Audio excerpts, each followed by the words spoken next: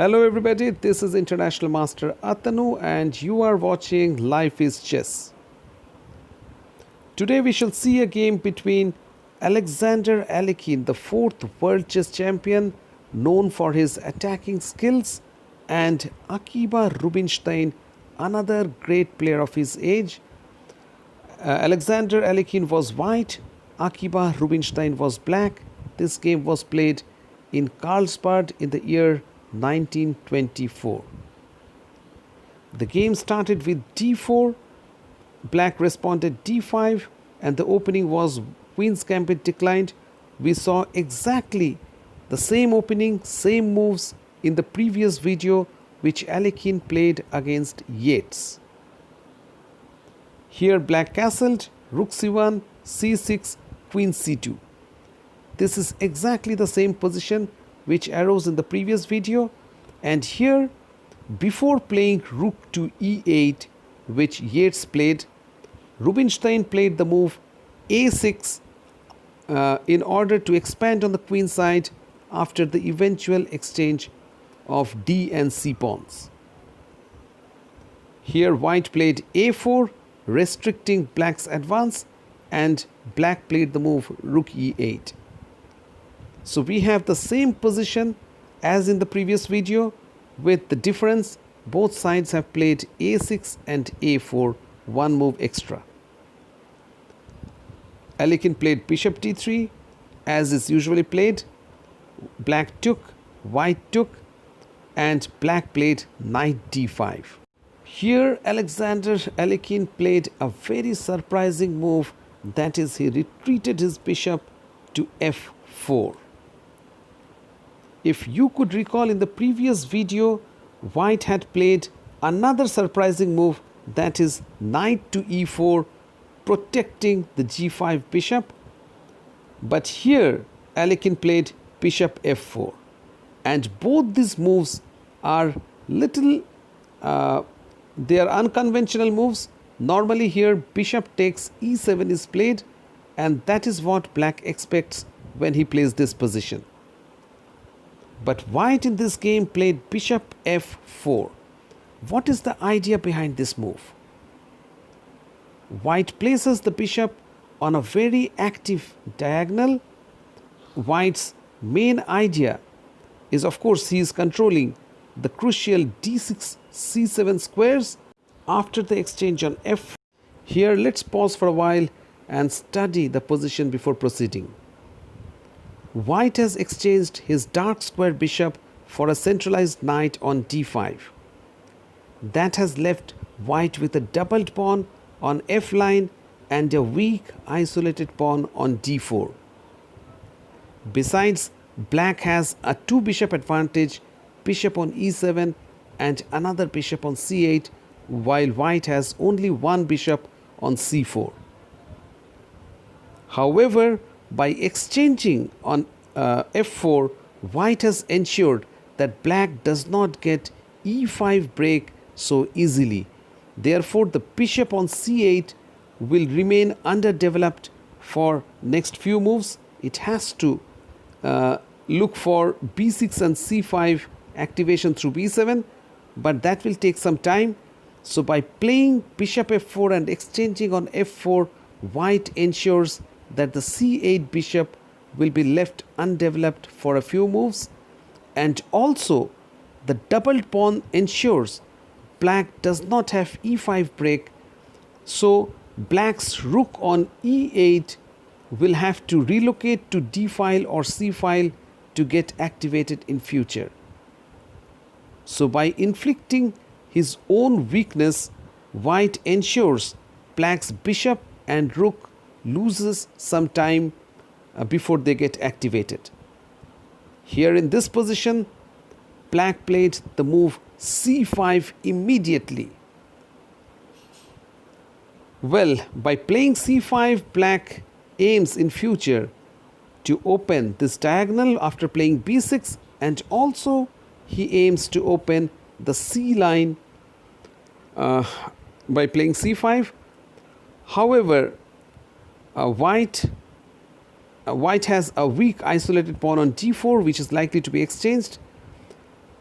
So in this position, white played another paradoxical move. He took on c5, and black, instead of taking back on c5, played a very, very interesting move, that is queen c7, attacking c5 and f4. It's a double attack with the queen.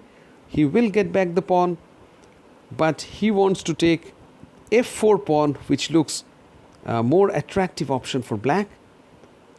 White ignored the threat on f4 pawn and castled.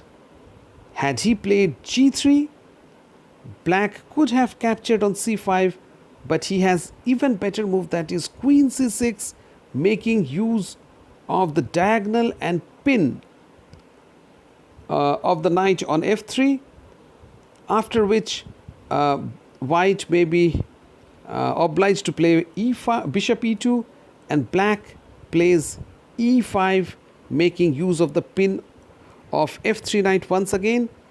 And in this position, it seems black has taken over initiative. He is better. Therefore, white doesn't defend f4, he simply castles. Black takes the f4 pawn. Black attacks the c4 bishop. Black attacks the c5 pawn. It's double attack. How does white defend? Alekhine played the move knight to e4. He defends the bishop as well as supports the c5 pawn. Now black captured, knight takes c5, after which white exchanged on c5, and he was one pawn down, but immediately he played bishop to d3, combining the threats on c5 and h7 pawn. He gets back the pawn with initiative. Let's go one move back and check whether black had alternatives. Instead of taking the c5 pawn with the knight, he could have opted for taking the c5 pawn with bishop, or defending the king side with g6 and then going for the c5 pawn. In both the cases, white could have preserved slight advantage, but of course those moves were better than what was played by Rubinstein. Rubinstein, as we saw, he took on c5 with the knight. After the exchange, white played bishop d3, attacking c5 and h7. Black defended the c5 bishop with b6. It's not only defense, but it also opens the diagonal for the bishop. He wants to play bishop b7. Next move, it's white to play. White captured. He took back the pawn on h7. Black went king to h8. After the game, Alexander Alekhine suggested the move king f8 offered better chances of defense. As we shall see, the move king h8 allowed white to first extract his bishop, bring out the bishop from h7. He played bishop e4, attacking the a8 rook.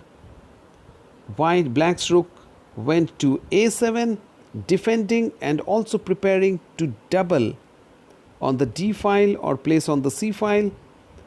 Now it's white to play. White played an amazing move, that is the move b4. The hallmark of Alekhine's play was he used to play all over the board. He played one combination on the king side and suddenly he offers a pawn on the queen side. If black captures bishop takes b4, white would play queen c8 check, queen c8, winning the bishop. Black cannot capture the queen because rook captures on c8 and black's king is checkmated in the corner of the board. Well, so the move b4 was unexpected on the queen side. White was aiming for back rank mate. Black went back with his bishop on f8, not allowing the checkmate. It's white to play.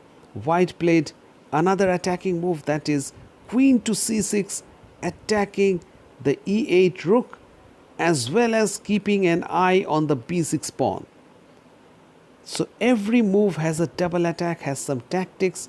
white keeps up the pressure. If black plays rook d8, white would play queen takes b6, leaving his bishop undefended but attacking the rook on d8. Therefore, black plays the move rook to d7. It's white to play. The queen on c6 cannot move because it is protecting the e4 bishop. He played the move g3, attacking the f4 queen, which was an irritant in white's position. Black went back queen b8. Had he played queen f6, white could have captured on b6. Now that the e4 bishop is not attacked, and had black played queen to d6, white could play rook fd1 and he would preserve some advantage thanks to uncoordinated pieces, the rooks and the bishops. White would preserve an advantage whether black plays queen d1 check or queen c6. In either case, white has better position. Therefore, black played the move queen to b8. It is white to play.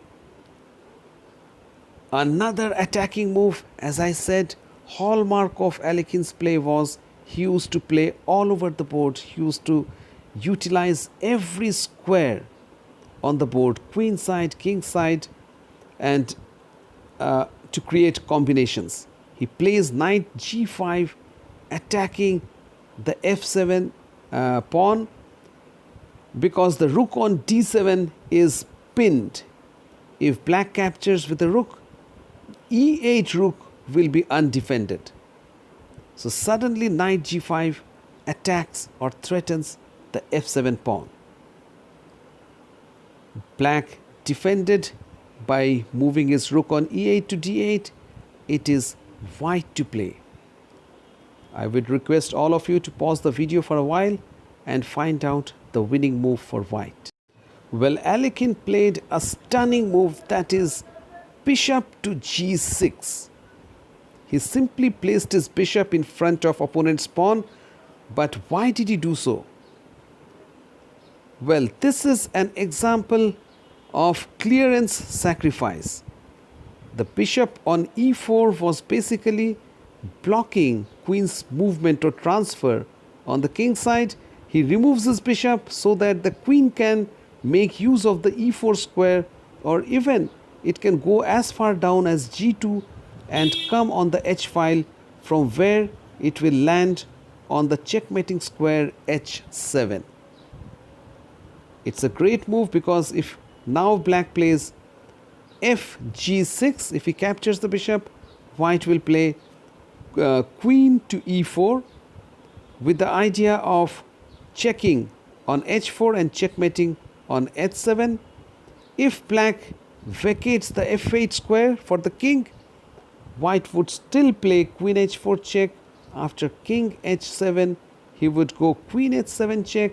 King f8 is the only move, after which queen h8 check, king e7, queen g7 check, all only moves. Black has to play king e8. After queen g8 check, if black comes king e7, he would be mated on f7.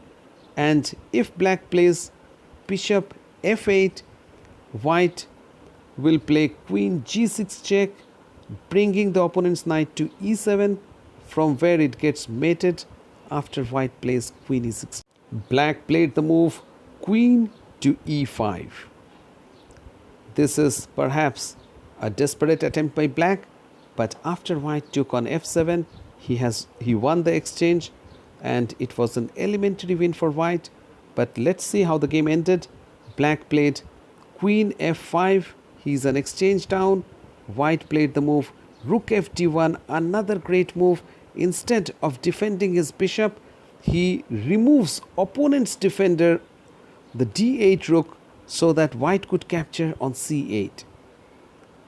Black captured on d1 after the exchange. He played queen f7 and white took the c8 bishop. After king h7, white took a pawn on a6. White is an exchange up, 2 pawns up. The rest is formality. Black played queen f3 and another very simple move, that is, whenever one is ahead on material, he has to aim to simplify his position. Alekhine did exactly that. He brought his queen to d3, check, exchanging queens, and Akiba Rubinstein decided to resign. That was another great performance by Alexander Alekhine. He literally lit up the whole chessboard through small combinations to generate a dangerous attack against opponent king, after which he won material and the game. I hope you liked this video. Keep watching Life is Chess.